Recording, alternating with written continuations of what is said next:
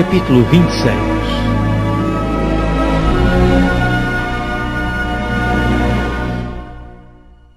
E aconteceu que, quando Jesus concluiu todos estes discursos, disse aos seus discípulos: Bem sabeis que daqui a 2 dias é a Páscoa, e o Filho do Homem será entregue para ser crucificado.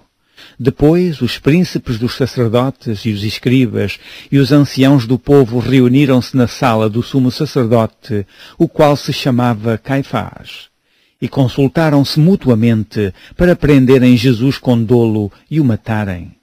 Mas diziam: não durante a festa, para que não haja alvoroço entre o povo. E estando Jesus em Betânia, em casa de Simão, o leproso, aproximou-se dele uma mulher com um vaso de alabastro, com unguento de grande valor, e derramou-lhe sobre a cabeça, quando ele estava assentado à mesa. E os seus discípulos, vendo isto, indignaram-se, dizendo: Por que é este desperdício? Pois este unguento podia vender-se por grande preço e dar-se o dinheiro aos pobres.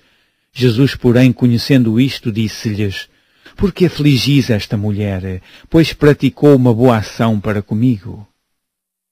Porquanto sempre tendes convosco os pobres, mas a mim não me haveis de ter sempre.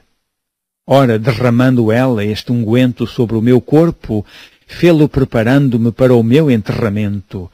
Em verdade vos digo que onde quer que este Evangelho for pregado em todo o mundo, também será referido o que ela fez para memória sua. Então um dos 12, chamado Judas Iscariotes, foi ter com os príncipes dos sacerdotes e disse: Que me quereis dar, e eu vos-lo entregarei?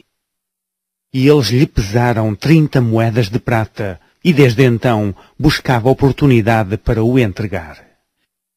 E no primeiro dia da festa dos pães asmos, chegaram os discípulos junto de Jesus, dizendo: Onde queres que façamos os preparativos para comeres a Páscoa? E ele disse: Ide à cidade a um certo homem e dizei-lhe: O mestre diz: O meu tempo está próximo, em tua casa celebrarei a Páscoa com os meus discípulos. E os discípulos fizeram como Jesus lhes ordenara e prepararam a Páscoa.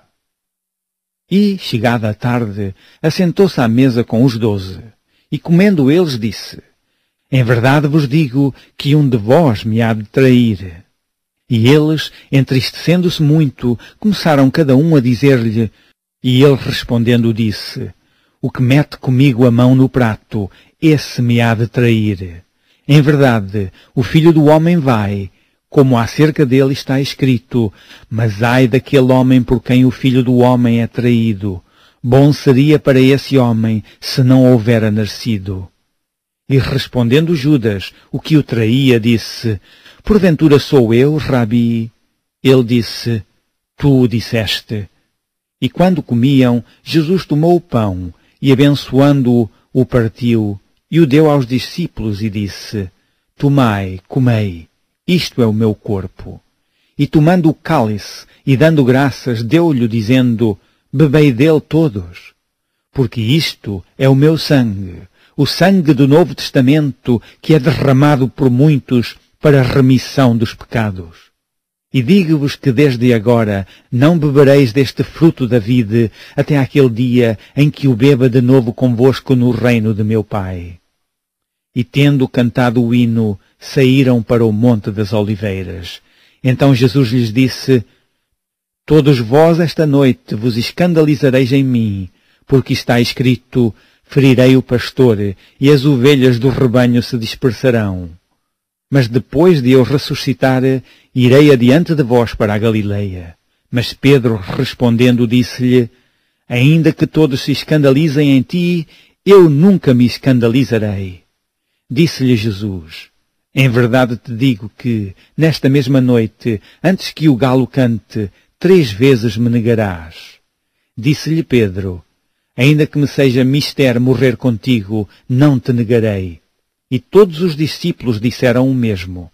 Então chegou Jesus com eles a um lugar chamado Getsemane, e disse aos seus discípulos: Assentai-vos aqui, enquanto eu vou além orar. E levando consigo Pedro e os 2 filhos de Zebedeu, começou a entristecer-se e a angustiar-se muito. Então lhes disse: a minha alma está cheia de tristeza até à morte. Ficai aqui e velai comigo.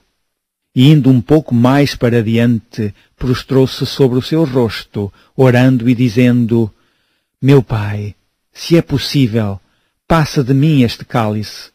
Todavia, não seja como eu quero, mas como tu queres.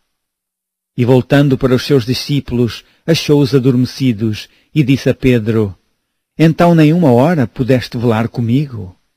Vigiai e orai, para que não entreis em tentação. Na verdade, o espírito está pronto, mas a carne é fraca.